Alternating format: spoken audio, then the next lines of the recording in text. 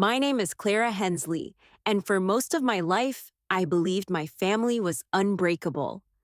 I was born and raised in Asheville, North Carolina, in a big two-story farmhouse just outside the Blue Ridge Mountains. The kind of place where the air always smelled like pine and the neighbors still waved when you drove by.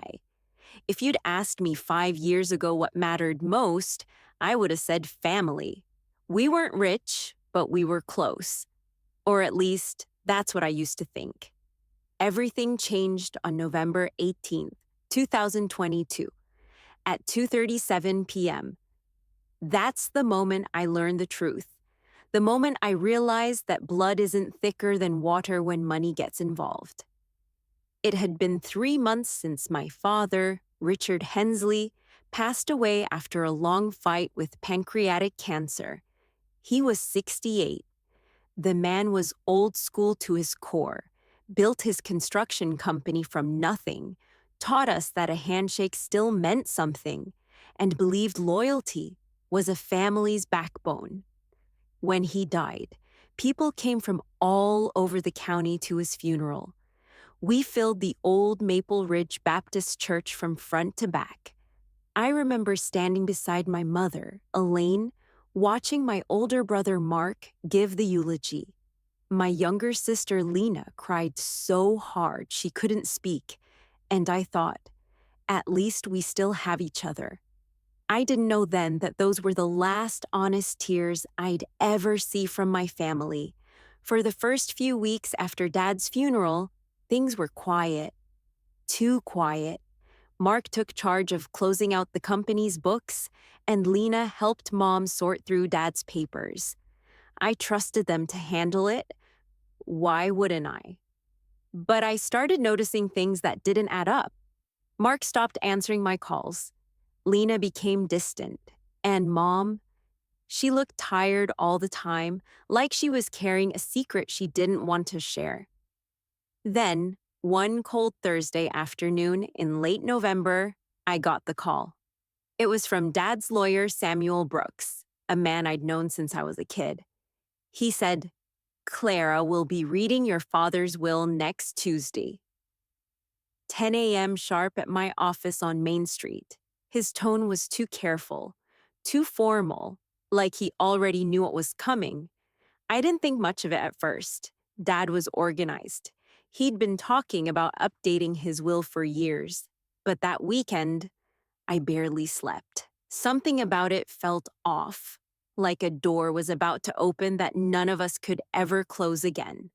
The morning of November 29th, 2022, I drove downtown under a pale gray sky. The courthouse clock read 9:52 a.m. when I parked outside Brooks and Keller Attorneys. I remember the smell of rain in the air, the weight in my chest, and how quiet the lobby was when I walked in. Mom was already there, pale and trembling. Lena sat in the corner scrolling on her phone. And Mark? He didn't even look at me.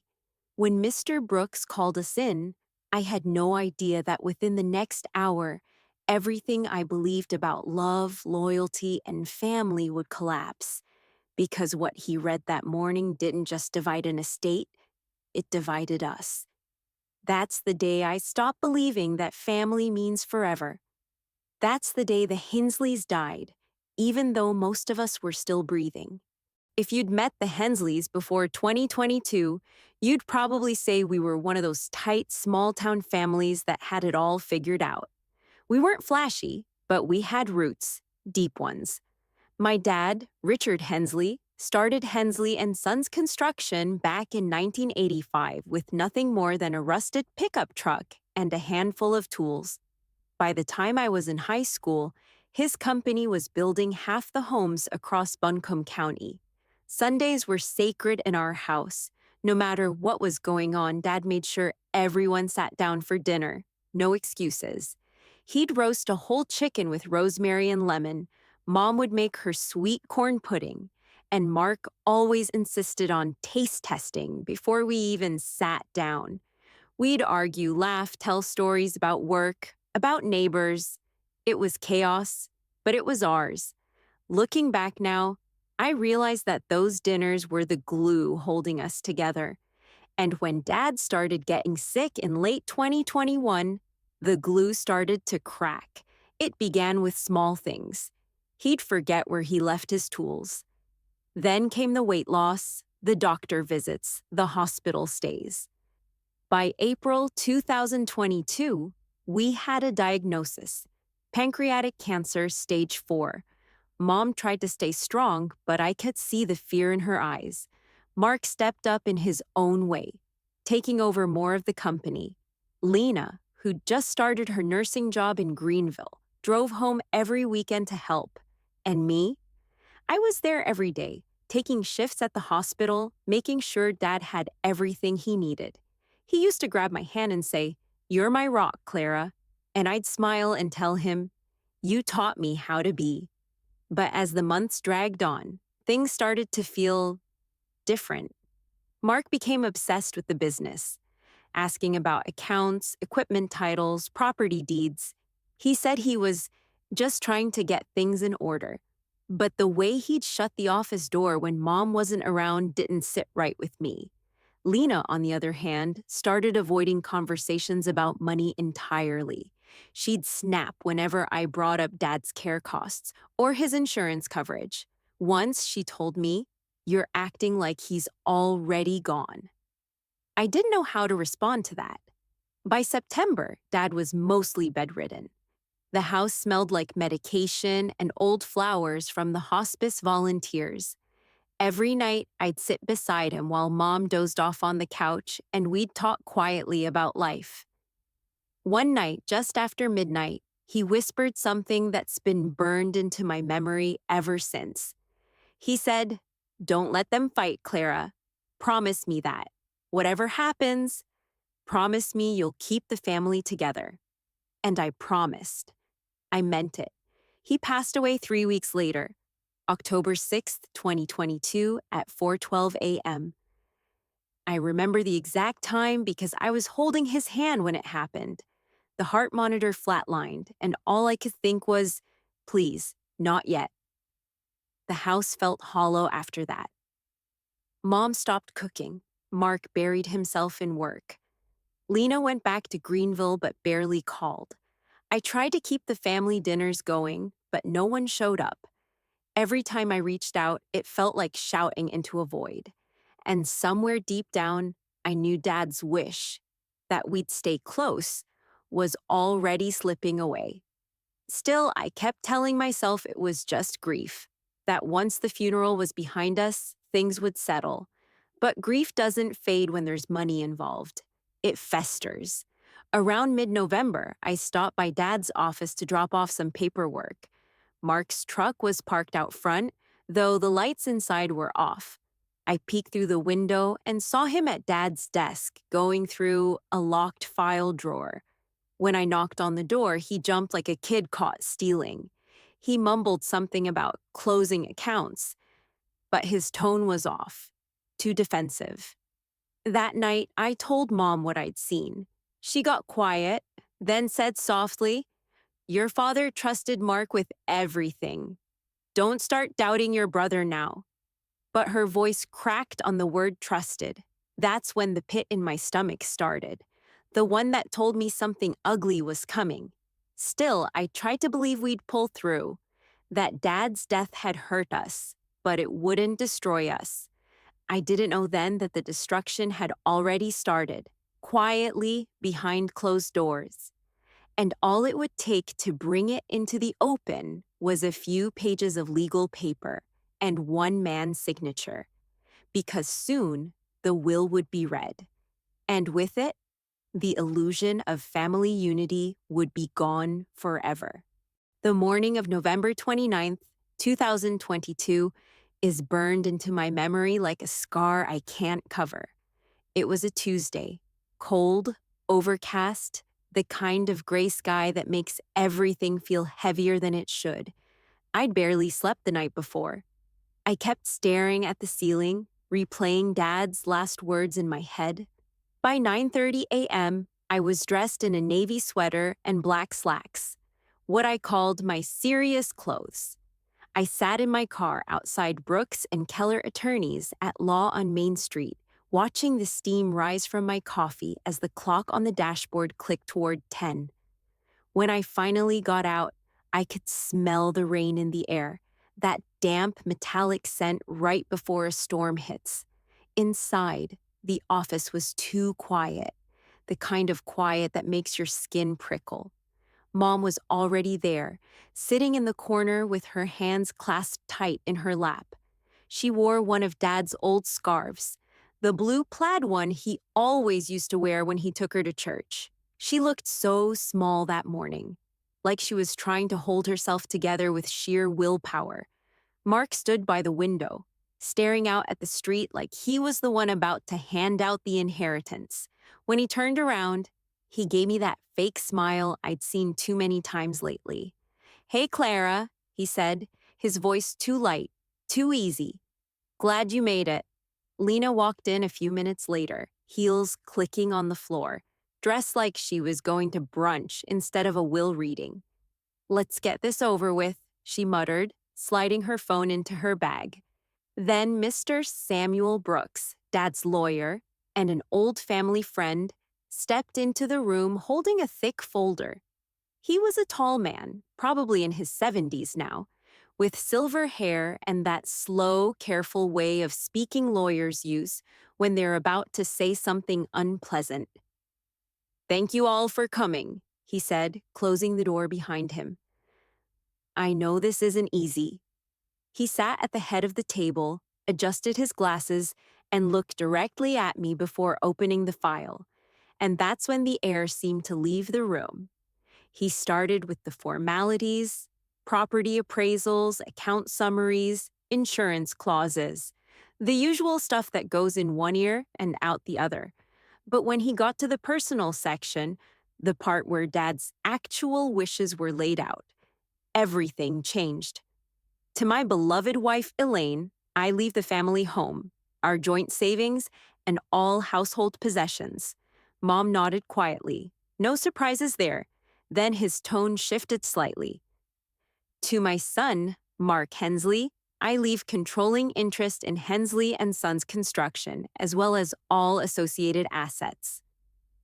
Mark leaned back in his chair, not shocked, expectant, like he already knew. My stomach dropped. Dad and I had co-managed the office for years.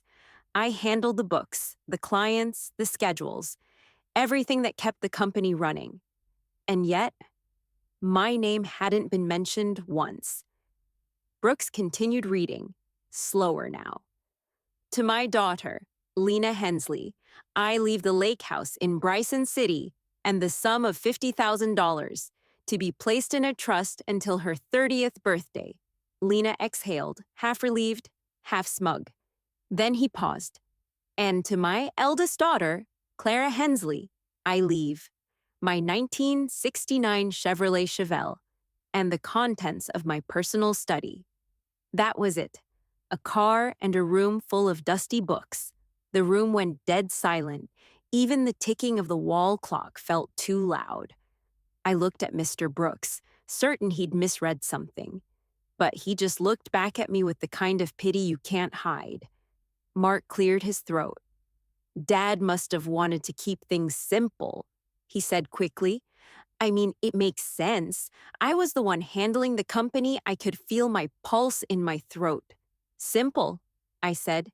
"He left you the business, Lena a house, and me a car?" Mom tried to intervene, her voice trembling. "Your father loved you, Clara." "You know that. Then why does it sound like he didn't trust me?" I shot back. The words came out sharper than I meant, but the anger had been sitting under my skin for weeks. Mark raised his hands defensively.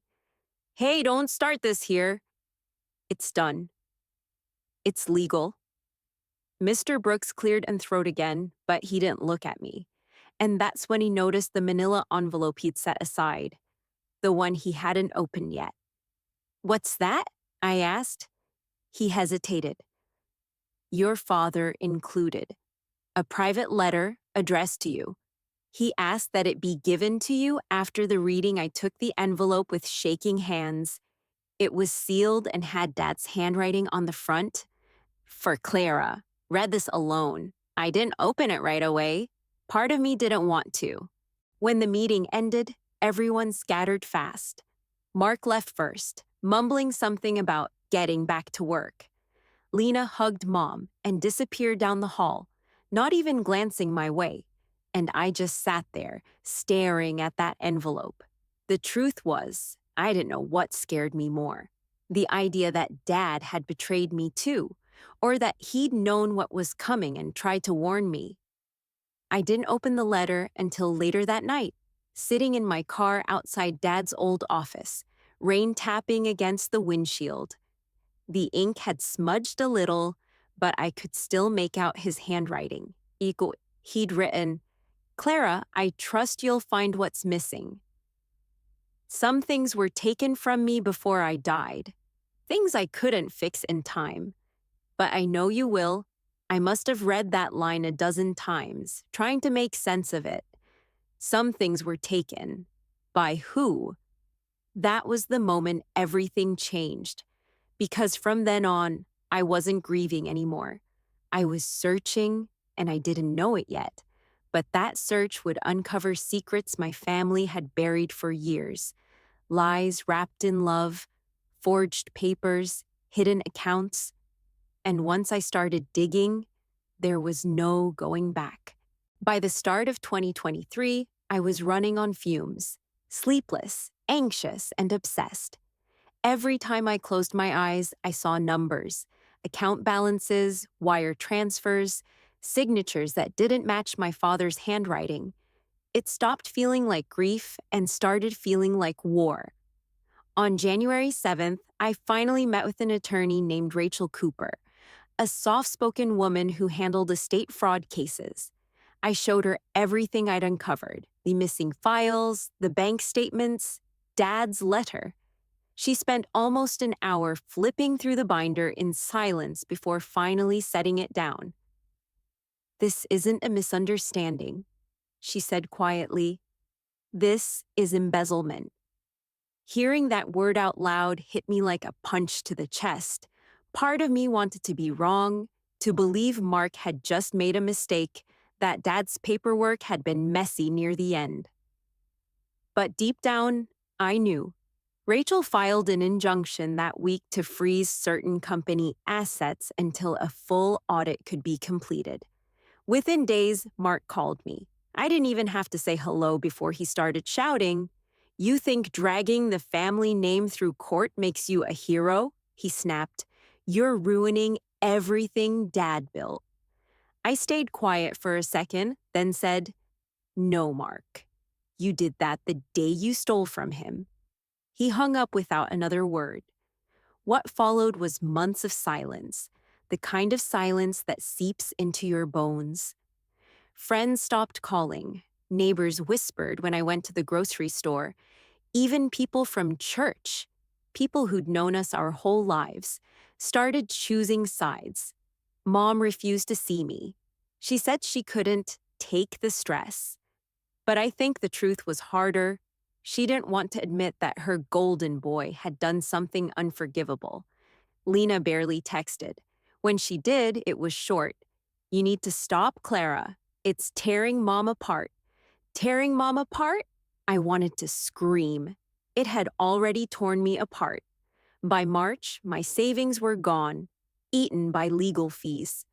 Rachel worked pro bono for a while, but even she eventually said, "You have to decide how far you're willing to go." The truth was, I didn't know anymore. Then came the night everything broke. It was April 22nd, around 11:30 p.m. I was sitting on my porch, surrounded by stacks of old records, when I saw headlights pull into my driveway. It was Lena. She looked nervous, her hair a mess, hands stuffed in her jacket pockets. "I shouldn't be here," she said quietly. "Mark would kill me if he knew." She handed me a small USB drive. "I found this in Mom's desk drawer," she whispered. "He told her to hide it after Dad died." When she left, I plugged it into my laptop. My heart was racing so fast I could barely type. Inside were scanned documents, contracts, bank forms, and a digital copy of Dad's original will. Not the one we'd heard read in November.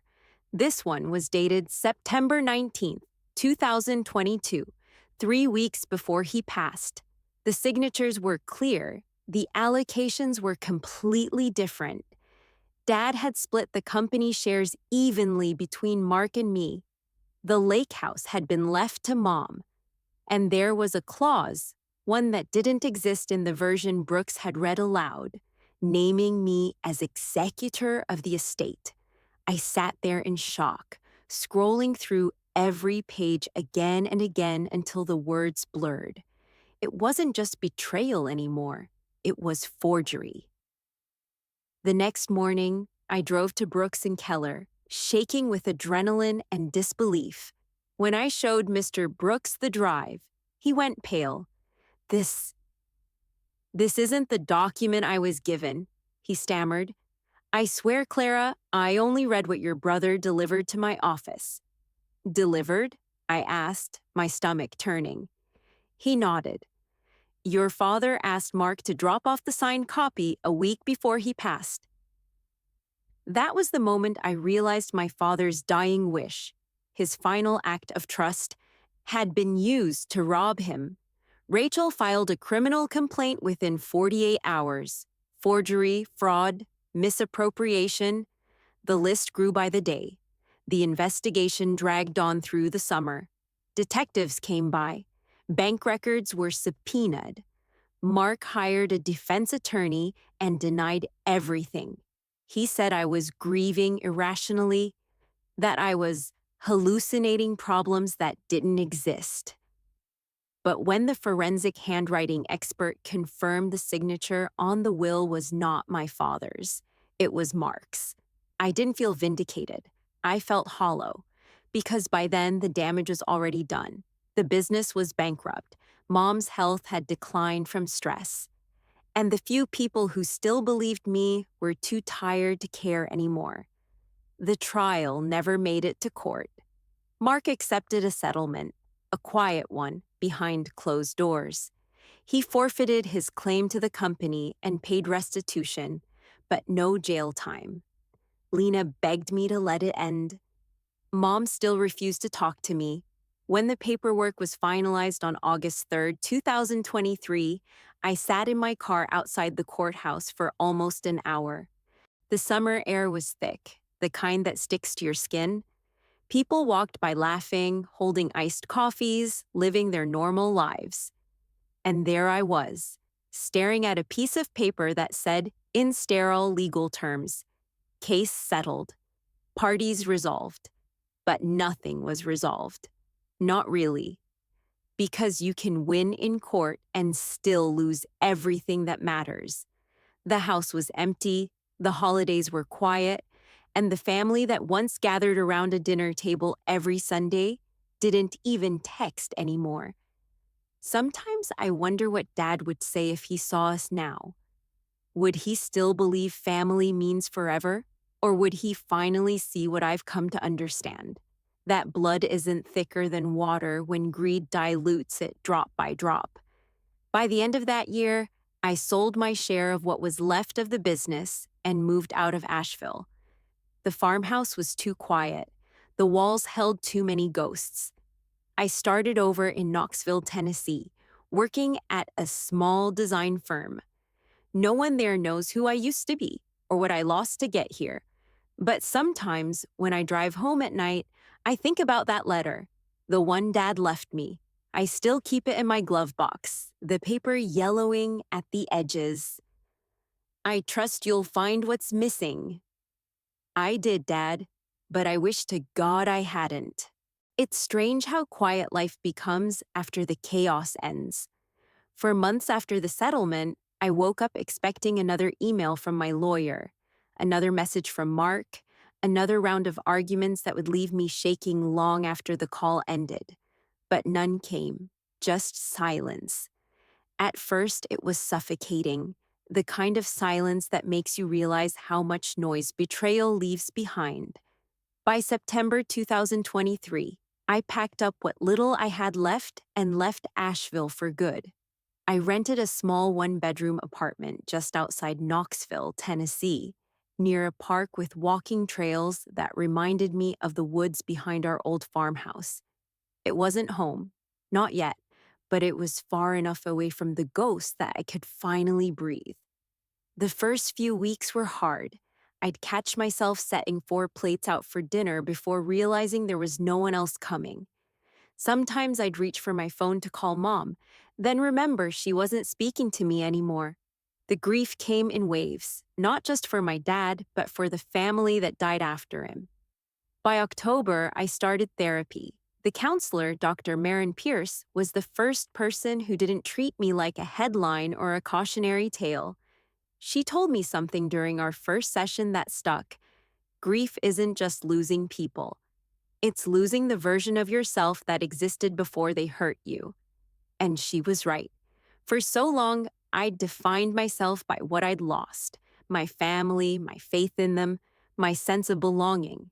But sitting in that small office with its faint smell of coffee and lavender, I realized I still had something left: me. So I started rebuilding piece by piece. I took a new job at a local design firm called Breyer and Company. Interiors, small business, honest people. My boss, Evelyn, was kind in a quiet way. The sort of person who noticed when your hands shook while holding a cup of coffee but didn't ask why. She just said, "Take your time. You'll find your rhythm again." And slowly, I did. I started spending Saturdays at a cafe called the Copper Bean, sketching layouts and writing in a notebook I kept just for myself.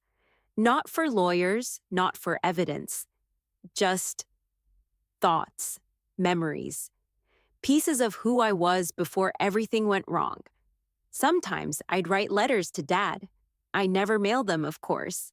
I'd just fold them up and tuck them in a box I kept on my desk. One of them ended with, "I finally understand, Dad. You weren't warning me about what was taken from you. You were warning me about what greed can take from all of us." The holidays that year were quiet. No family gatherings, no big dinners, just me, a string of dollar store lights, and a frozen lasagna that I burned because I was too busy crying over old photographs. But even then, something had shifted. For the first time in a long while, the silence didn't hurt. It felt peaceful. One night, just after Christmas, I drove out to the edge of the Cherokee National Forest, where the mountains cut sharp against the winter sky. I parked near a clearing, turned off the engine, and let the cold air seep in through the cracked window. That's where I opened Dad's letter again.